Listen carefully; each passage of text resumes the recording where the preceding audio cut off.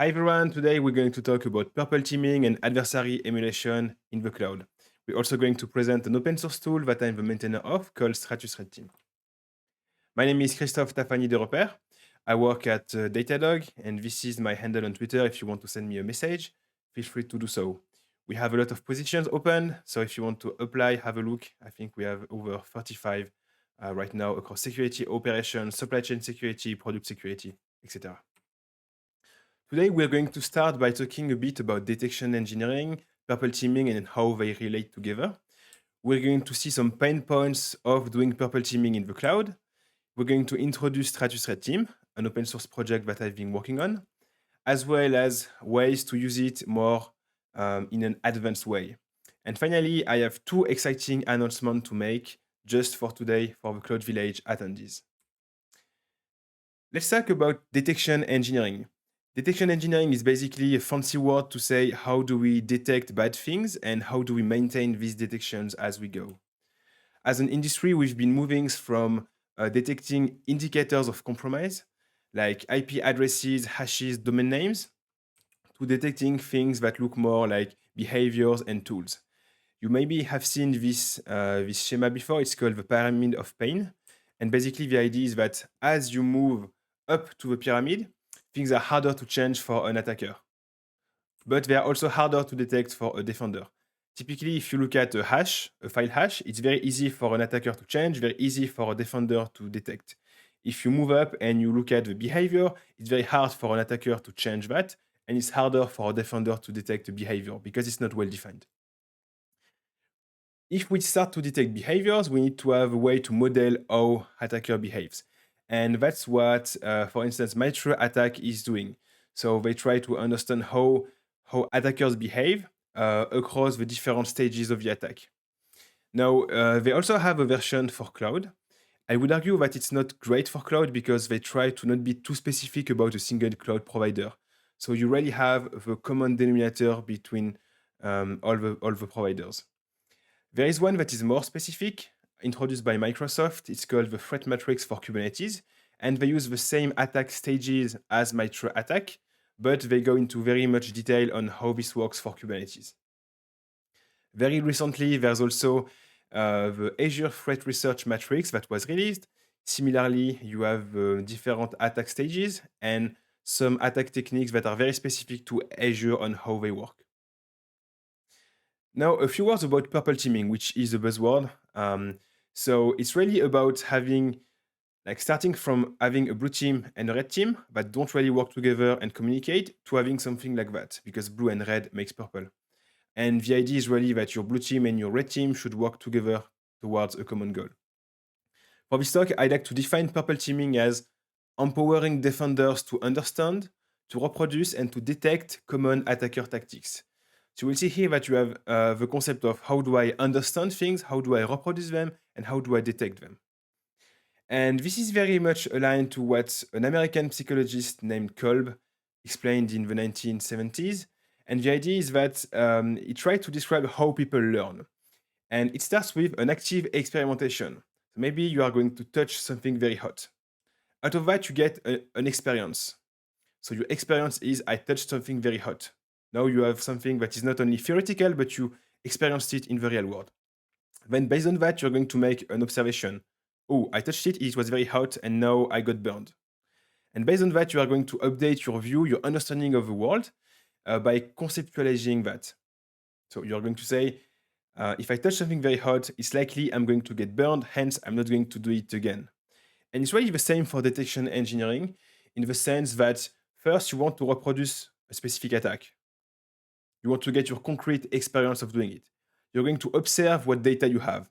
What kind of logs do you get? What kind of artifacts? What kind of analytics? And then you're going to try to conceptualize a detection based on that.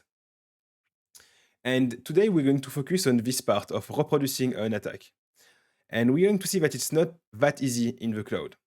So let's say that we want to detect when VPC Flow Logs in AWS are removed.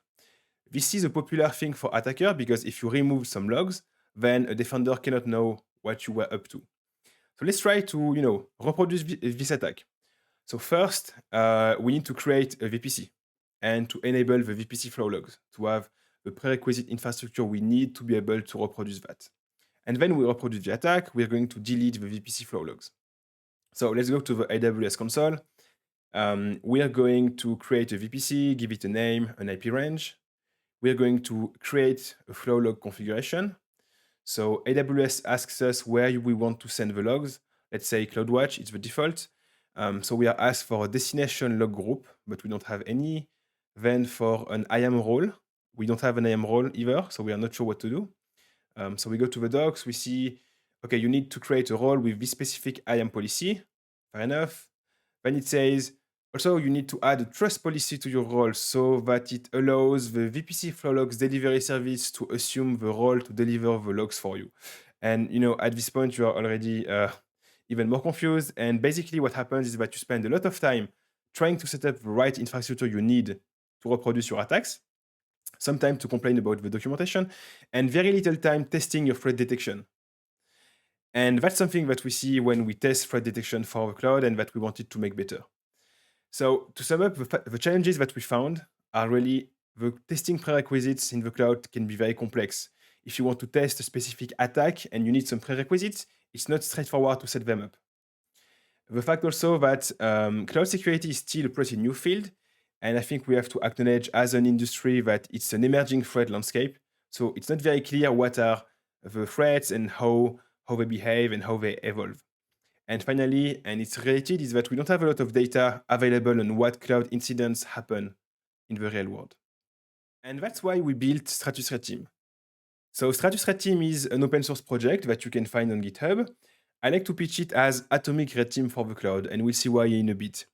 It's written in Go, so it comes as a single prepackaged binary, which comes with a bunch of attack techniques. It currently supports AWS, Azure, and Kubernetes. So the attack techniques in Stratus Red Team, we try to have high quality attack techniques that follow this philosophy. First, that are threat informed. So we want things that we think defenders should care about, and we tell you why. It should be actionable for defenders. So it's not really useful if we tell you this is a threat, but we don't explain how to defend or how to detect it. They should be granular. So typically, we don't try to have a full attack chain. We only have specific attack techniques like Atomic Red Team. And finally, self-sufficient. So when you run Stratus Red Team, it should work in any AWS account. You shouldn't have any prerequisites. And Stratus Red Team is going to handle all the prerequisites for you. And we'll see that in a bit as well. So to sum up, Stratus Red Team is going to bring two things. First is a catalog of cloud attack techniques, a bit like MITRE attack, but much more specific to AWS, to Kubernetes, to Azure. And secondly, a way to easily reproduce these attack techniques against a live environment. So typically, you're going to take Stratus Red Team, you're going to point it at an existing AWS account or Kubernetes cluster or Azure subscription, and you're going to detonate the attack techniques against one of these live environments. Currently, we have 27 AWS attack techniques, 7 for Kubernetes, and 3 for Azure, which is a quite recent platform. You have a full list on the website, and you will see that they are organized by MITRE attack tactics. So you have persistence, initial access, exfiltration, privilege escalation, etc. Now, let's dive a bit into what specifically an attack technique looks like in Stratus Red Team. So if you use the CLI, you can do Stratus show and then the name of the attack technique. It will give you a bit of information. Here we are seeing an attack technique that consists in stopping a CloudTrail trail. And you see that we have two things. We have a warm-up phase and a detonation phase. The warm-up phase is when we are going to create the prerequisites. So here we are going to stop a CloudTrail trail from running. So what are the prerequisites? We need first a CloudTrail trail that logs into an S3 bucket with the appropriate roles, etc. And then the detonation is really when we're going to reproduce the attack. Here it's going to be simple, just stop the trail from logging. We have the same thing on the website as well. In addition to the mapping to MITRE attack, the description that we saw before, and a few ideas on how this can be detected. And the idea here is not to give a very precise rule, it's more to give you an idea of what logs you can use to detect the attack, if there are some Gaudety findings for it, and things like that. Now, the first piece of code that handles the prerequisite infrastructure is based on Terraform. It's going to be totally transparent for you, so you don't have to install Terraform, you don't have to manage it. But this is how it's done under the hood. So this is going to create the S3 bucket and the CloudTrail trail that we need to be able to reproduce the attack. Again, the Terraform instrumentation here is fully transparent. So typically it doesn't mess with your Terraform version. You don't need to install it. And it uses the official Terraform Go wrapper. Again, you don't need to know it. It's just to understand how it works under the hood. And then the second piece of code is going to be the actual attack written as imperative Go code. So here it's very simple. It's going to be, my attack is stopping the CloudTrail trail from logging. So I'm just going to use the AWS SDK to stop this trail from logging. In terms of lifecycle, so initially your attack technique is going to be called. It's going to be the initial state. Then once you create the prerequisite, it's going to be warm. And finally, when you detonate the attack, it's going to be detonated. So here again, warming up our attack technique means created the S3 bucket, the CloudTrail trail. And at this point, we are ready to reproduce the attack. We can do it right away, or we can maybe wait a few hours, a few days if we want. And it's going to be stopping the CloudTrail trail. Now let's have a very quick demo. So I have Stratus Red Team installed there. I can do Stratus version. I see a version 2.2.2. If I do Stratus list -- platform AWS, I can see all the attack techniques for AWS. I can be a bit more specific and look at AWS attack techniques for exfiltration. Now, if I copy paste the name of an attack technique, I can go to the website and I will see the mapping to MITRE attack, the description. You see we have the warm-up and the detonation phase, and the instructions on how to detonate the attack technique with Stratus Red Team. So if I go back to the console, I do Stratus warm-up with the name. I see that the warm-up phase is going to create a snapshot and a volume for me. If I go to my console, I see that I now have a volume and a snapshot that was created for me. And this is really the prerequisite infrastructure that I need to reproduce my attack. And I can see that for now, the snapshot hasn't been shared with anything yet. Now, if I do Stratus detonate of my attack technique, it's going to share the volume with an external AWS account to simulate this attack. And if I refresh, I will see that the permissions now show that the snapshot has been shared with a specific attacker account. Now, one of the points of doing that is being able to see what logs I get. So if I go to CloudTrail, I can have a query that says, show me the modify attribute events, and I will see that I have one event that was caused by Stratus Red Team for my specific snapshot, adding the create volume permission, essentially sharing it with an external account. Now, we can do the same for Kubernetes. I'm here on a Kubernetes cluster with one node locally. If I do Stratus list for Kubernetes, I will get the list of attack techniques. And if I take this one, so stealing a service account token from a pod, I'm going to copy paste that, go to the docs. It will show me what it means. So this is going to attempt to steal a service account token from a running pod. So the warm-up is going to create a namespace, a service account, a pod, and the detonation is going to dump the service account token from the running pod. So I can just do the detonate directly here. It's going to do the warm-up, so spinning up the pod, and then do the detonation right away, showing me that it stole the service account token. Now, if I do Stratus detonate with another one, so privilege escalation privilege pod, it's going to run a privilege pod. If I look at my pods running, I can now see that I have this malicious pod running. And if I do a Stratus status, I will see that some attack techniques have been detonated, some are still called, and I can now do a Stratus cleanup with the name of my attack techniques to clean up everything. Let's have a look at the attack techniques we have in Stratus Red Team for AWS. And let's take this one. We're going to create a threat test scenario in Go code saying when we open a port 22 on a security group, and this is when we detonate this Stratus Red Team attack technique, then we expect a specific Datadog security signal that has this name, and we give it 5 minutes. Now we're going to create another one. So we copy paste this code for another attack technique. And let's take the one about sharing an EBS snapshot. We can just replace the attack technique name. We rename the scenario to exfiltrating an EBS snapshot. And then we expect a different alert. We give it 5 minutes. And then we're going to run threat test.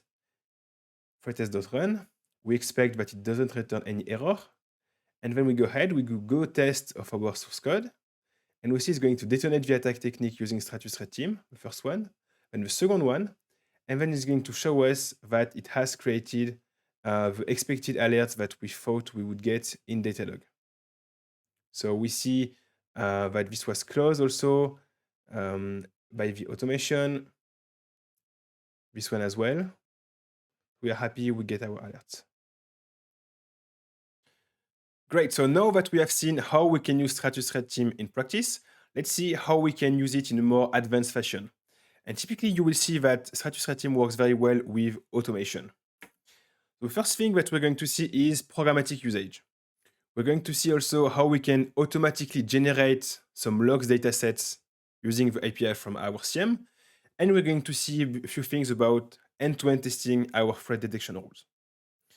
So the programmatic interface basically means that you can use Stratus Red Team as a Go library, just as you can use it from the CLI. So this is great if you want to automate some things, and you can just do a go get github.com datadog Stratus Red Team, and then use it from your code. It has an auto-generated documentation on the Go documentation, and basically the way to use it is very similar to how you would do it on the CLI. So first, you're going to instantiate a new Stratus Red Team runner for a specific attack technique. Then you say, at the end, I want to make sure it's cleaned up. Then you're going to warm it up.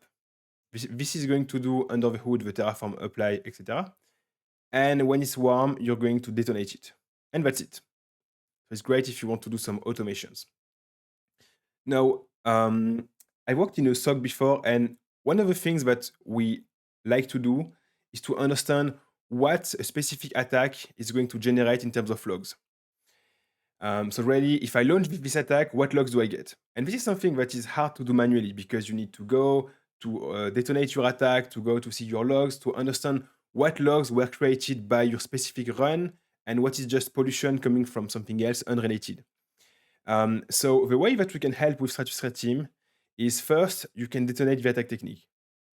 Once you do the detonation, Stratus Red Team is going to automatically inject a specific unique ID in the user agent of the request that it makes to the AWS API, to the Azure API, or to the Kubernetes API.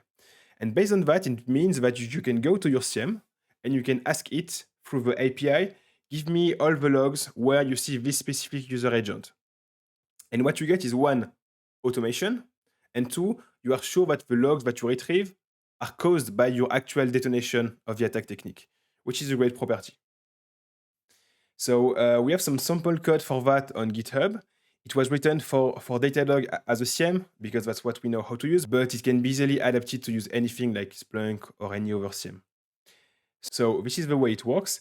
You would go ahead and write dump logs, the name of your attack techniques, and then the output file in which to store the logs. It will use Stratus Red Team programmatically to detonate the attack technique. Here it's going to show you the unique ID for the detonation. It's going to search for the logs in your SIEM, here at Datadog. And then it says, okay, I found one logs. I'm going to dump, okay, I found one log. I'm going to dump this log to logs.json, which means that without leaving your terminal, you are able to detonate an attack and see what logs you get for that, which is a very nice property when you do detection engineering, as it makes the feedback loop quite easier and faster. The last use case I want to mention today is about end-to-end testing of threat detection. So let's have a look at what a typical AWS detection pipeline looks like. First, you have a bunch of AWS accounts that are going to log to a single CloudTrail trail, probably running inside a management account. This is going to be logging to an S3 bucket, and probably you have some kind of forwarder that's going to take these logs and send them to your SIEM. Now your SIEM is going to ingest these logs, to parse them, to aggregate them, maybe to do some kind of enrichment. And at the end, the detection rules that you have are going to run. And based on that, you get some alerts. Now, a lot of things can go wrong here, right? Maybe your Cloudtail trial is not set up properly. Maybe your forwarding is broken. You have a parsing issue. The rule that you expect to work is actually disabled, or you don't have enough license in your SIEM, so the rules are not running. A lot of things can go wrong. So the idea is really to take this as a black box and to poke at it from one end using Stratus Red Team, and then to see what comes out in terms of alerts. And the workflow is really going to be, first, we detonate Stratus Red Team programmatically. 2, we poll our SIEM to check if we have an alert that we expect to have. If yes, we close the alert. If not, we basically raise an error to say, we detonated this attack, we were expecting this alert to trigger, it didn't trigger, so something is going wrong. And then it's easy to build some automation on top of that, to build some dashboards that say, today we tested automatically these attacks, these are the results, everything looks fine, or you have some issues that you want to fix. So today I'm very happy to announce that we are releasing ThreatTest. ThreatTest is the Go framework for end-to-end testing threat detection rules. And let's see how it works. The idea is that you basically have detonators that you can use to detonate specific attack techniques and matchers.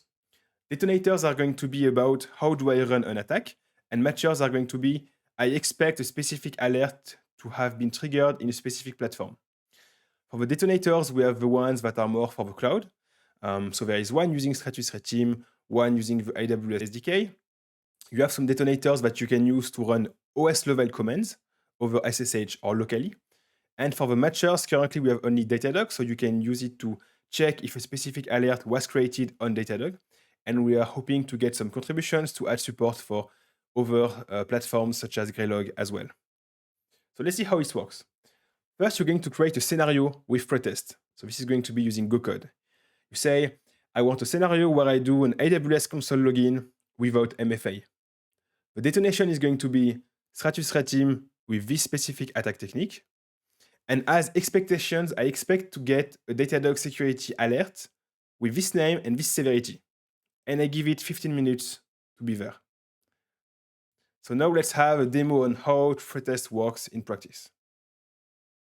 All right, so that's pretty much it for today. So now we're going to wrap up. What's next? For Stratus Red Team, first, we want to increase the attacks techniques coverage. Typically, we want to add more techniques for Kubernetes, for Azure, and to have more platforms as well. We are eager to hear from the community. So typically, if you are involved in AWS security, especially incident response, I'm really interested to hear about what you see in the wild, and when we have some attack techniques that make sense to help having them inside of Stratus Red Team. So specifically focusing on attacks that we see in the wild or that are used by red teams, by pen testers, by tooling. Then I want to say a big thank you to the contributors of Stratus Red Team. So the 4 first public ones are Ryan Marcotte Kolb, Marcus Rollwagen, Aidan Alvarez, and Dakota Riley. So they are the first contributors to Stratus Red Team. I'm very proud of them. And thanks again for all your contributions. Then one more thing that I want to announce today is that just this morning we have released GCP support for Stratus Red Team. And this is thanks to Dakota Riley from Acquia, who did the initial contribution. And I'm very excited about this. So we are going to have first 3 attack techniques. First one is creating an admin GCP service account, creating a GCP service account key, and impersonating GCP service accounts. So this is just fresh out. It was released this morning over breakfast. So go and check it out. I'm very excited about it. Thanks a lot for looking at this presentation. The slides are available here. If you have some questions, you can send them on Twitter or by email. My contact information is on the first slide. I hope you will find Stratus Red Team useful. Looking forward to your comments, your ideas, and your contributions. Have a nice day.